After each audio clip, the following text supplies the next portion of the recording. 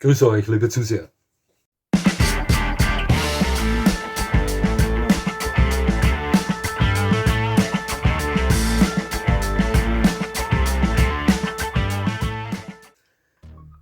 Nochmal herzlichst willkommen, liebe Zuseher, hier auf meinem Kanal. Ich freue mich sehr, dass Sie da sind.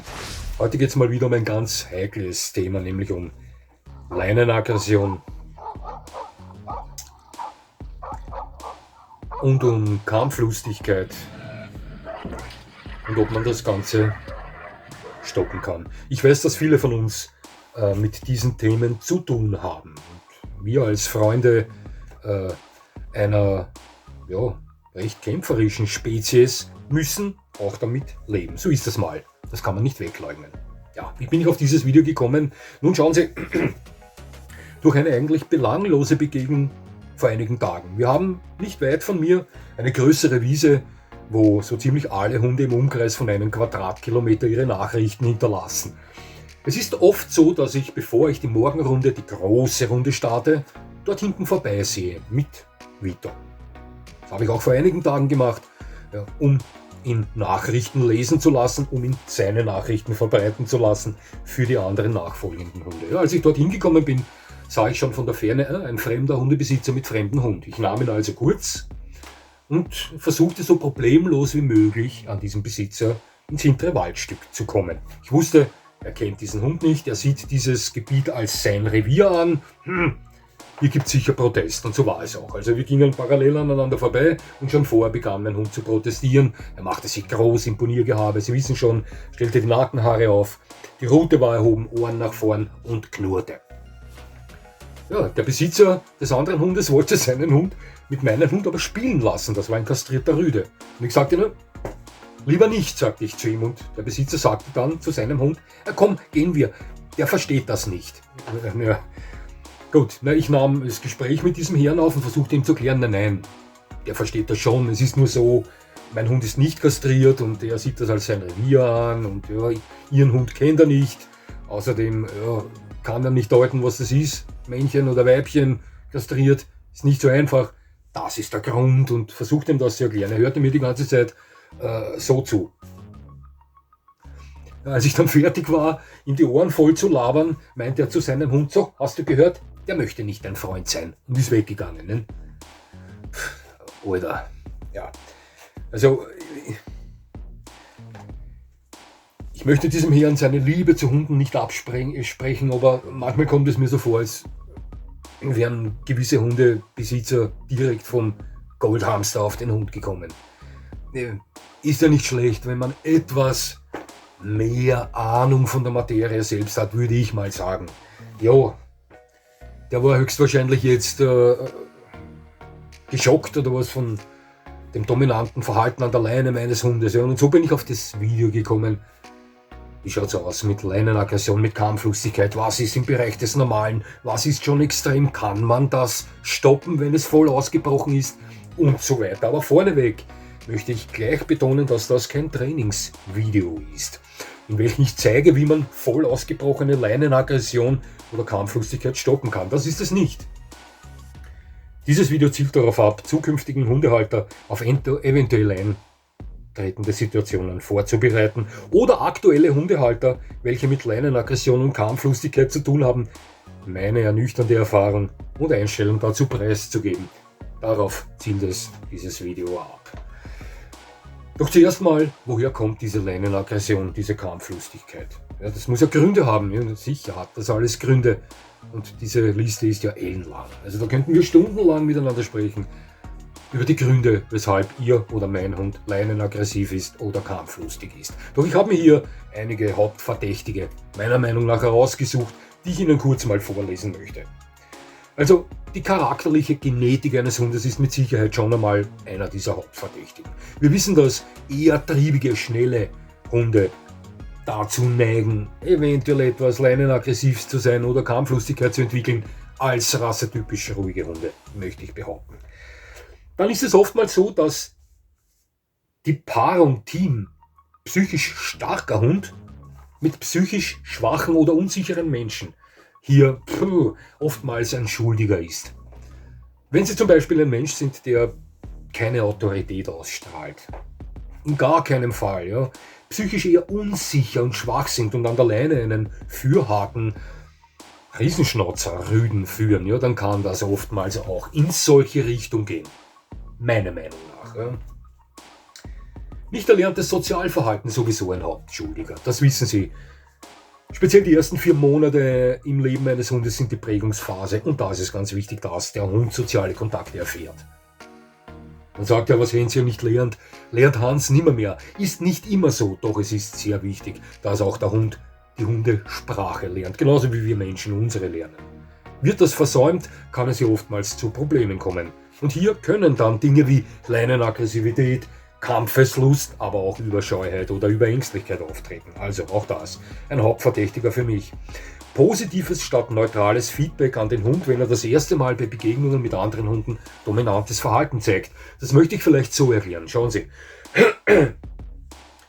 Viele von Ihnen, inklusive mir, haben das schon erlebt, dass sie mit ihrem heranwachsenden Hund auf andere Hunde getroffen sind und ihr eigener Hund da ziemlich scheu, ängstlich, schüchtern reagiert hat. Ich bin hier einige Niederlagen mit meinem Hund eingefahren. Noch im Alter von einem Jahr fürchtete er sich, wenn mir jemand mit einem Yorkshire Terrier oder Malteser entgegengekommen ist. Ja? Also, das meine ich mit Niederlagen eingefahren. Jetzt ist es so und da dürfen wir uns gegenseitig nicht anlügen. Bitte tun Sie das nicht. Ja? Wenn Sie jetzt einen scheuen, überängstlichen Hund haben, der dann das erste Mal bei der Begegnung mit einem anderen Hund keine Scheu zeigt, keine Angst zeigt, eventuell sogar leicht aufkeimende Dominanz zeigt, dass Sie das freut. Es freut Sie, dass er nicht mehr ängstlich ist, dass er nicht mehr scheu ist, dass er etwas Dominanz zeigt, etwas sich selbst zeigt. Das kann schon etwas Stolz erwecken. Doch passen Sie auf! Geben Sie ihm hier dann kein positives Feedback. Sie wissen, wie Hunde auf positives Feedback reagieren.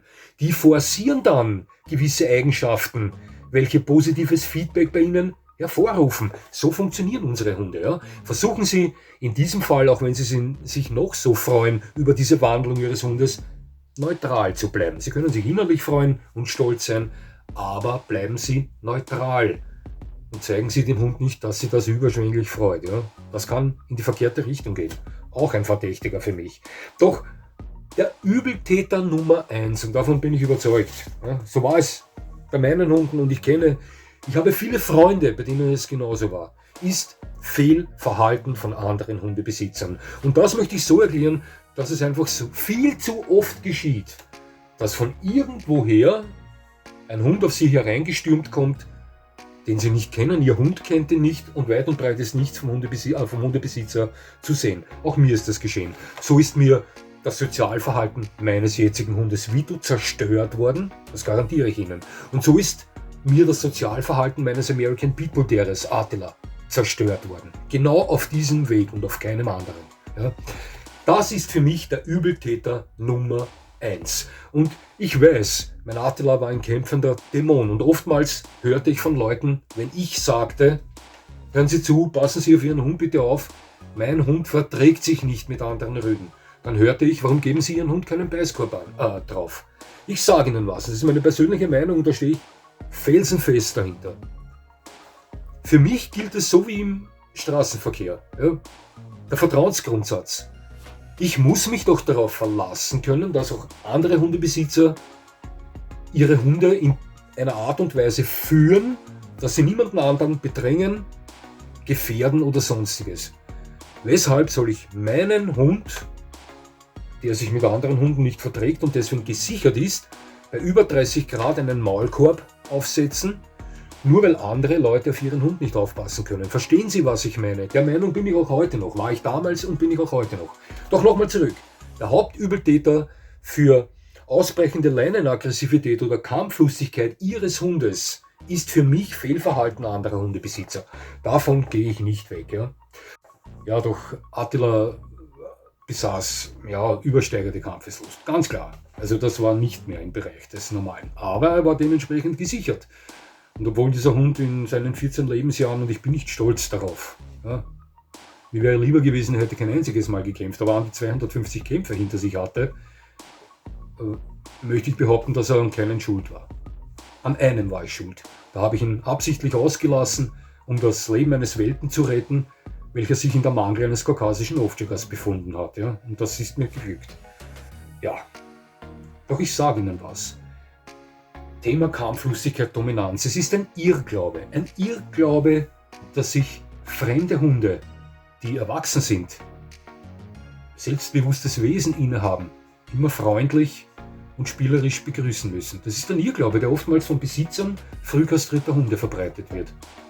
Das sind Hunde, bei welchen massiv in den Hormonhaushalt, in das Wesen eingegriffen wurde, die oftmals jugendliches Verhalten ihr ganzes Leben an den Tag legen. Diese Hunde funktionieren dann nicht normal. Und wenn Sie als Besitzer eines nicht kastrierten Hundes, egal ob Rüde oder Hündin, der normal funktioniert und wie jeder andere normal funktionierende, erwachsene, selbstbewusste Hund bei Begegnungen mit anderen fremden Hunden Imponiergehabe, Dominanzverhalten zeigt, ja, wenn Sie zu viel mit solchen Leuten zusammenkommen, die im Besitz solcher kastrierter, manipulierter Hunde sind, dann kann es sehr leicht passieren, dass sich schnell das Gerücht verbreitet, dass Sie im Besitz eines aggressiven, kampflustigen Hundes sind. Doch das ist nicht so. Das ist nicht so. Wenn sich zwei Hunde begegnen, die nicht kastriert sind, egal ob Rüde oder Hündin, die selbstbewusstes Wesen innehaben, ja, dann ist es zumeist so, dass immer mit Imponiergehabe und mit Dominanz vorgestellt wird. Die Hunde umkreisen sich, stachsen zumeist, haben eine erhobene Rute, sehen sich an, manchmal vernimmt man ein leichtes Knurren, dann wird sich herausstellen, ob man sich leiden kann oder nicht. Wenn man sich leiden kann, steht einem Spiel nichts mehr im Wege. Wenn man sich nicht leiden kann, kann es hier sehr schnell zum Konflikt kommen. Und das ist völlig im Rahmen des Normalen. Das ist völlig normal und jeder Hundeinteressierte wird mir hier zustimmen. Hundekämpfe sind heftiger, manchmal sind sie weniger heftig und es gibt verschiedene Tricks, derartige Konflikte zu beenden. Was Sie niemals tun dürfen, ist zwischen die Köpfe zweier Kämpfer der Hunde zu greifen oder sich mit vollem Körpereinsatz in die kämpfenden Hunde hineinzuwerfen, außer Sie nehmen schwerste Bissverletzungen in Kauf. Doch, gehen wir mal davon aus, Sie haben einen überleinenaggressiven Hund und einen überkampflustigen Hund. Also einen Hund, der sich diesbezüglich nicht mehr im Rahmen des Normalen bewegt. Und jetzt kommen wir zum eigentlichen Thema zurück. Können Sie dieses Verhalten bei Ihrem Hund wieder stoppen?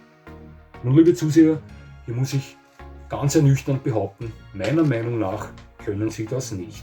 Es gibt zwar sehr viele Lehrbeispiele im Internet, die Ihnen zeigen, wie das funktionieren soll, doch es gibt auch sehr viele Lehrbeispiele im Internet, die Ihnen zeigen, wie Sie sich mit bloßen Händen erfolgreich gegen einen entschlossenen Messerangreifer wehren. Das spielt für mich in derselben Liga und ist nichts anderes als fatale Falschinformation.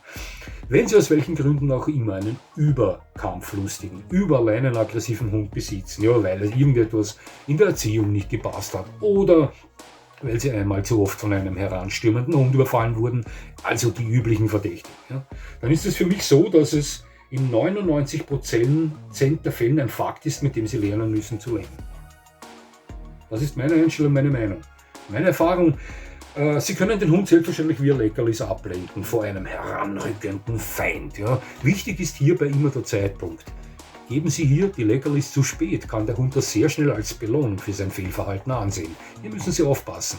Selbstverständlich können Sie auch mit Autorität arbeiten. Also verstärkte Autorität in dieser Situation ausstrahlen, etwas lauter mit dem Hund sprechen, etwas Körperkontakt aufnehmen, ihm mit dem Knie den Weg abschneiden, eine andere Richtung einschlagen, ihm verstärkt zu verstehen geben, jetzt gehe ich mit dir und nicht du mit mir. Ja? Du hast in dieser Situation ganz besonders jetzt auf mich zu hören.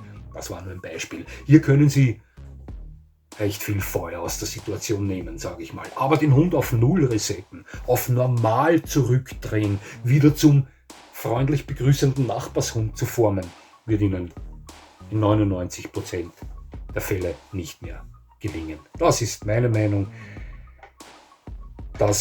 So sehe ich diese Sache. Und eines garantiere ich Ihnen, und wenn Sie der Weltmeister aller Weltmeister sind, im Umdrehen, einen Attila, hätten Sie in 10 Hundeleben nicht umgedreht. Glauben Sie mir das. Egal wie gut Sie sind. Liebe Zuseher, vielleicht konnte ich ja den einen oder anderen Neohundebesitzer oder Menschen erreichen, der vorhat, sich in Zukunft einen Hund zu nehmen und ihm hier zeigen, was auf ihn zukommen kann. Ja? Ein Hund ist nun mal etwas anderes als ein Goldhamster. Ist so. Wir wissen, wir sind vernarrt in eine kämpferische Spezies und Imponiergehabe, Dominanzverhalten gehört zum Hund dazu, wie der Samen zum Gebet. Das ist meine Meinung. Dazu stehe ich felsenfest. Liebe Zuseher, es hat mich sehr gefreut, dass Sie mir zugesehen haben. Ich würde mich natürlich freuen, wenn Sie mir weiterhin zusehen. Und jetzt wünsche ich Ihnen noch einen schönen Tag. Das war's schon wieder.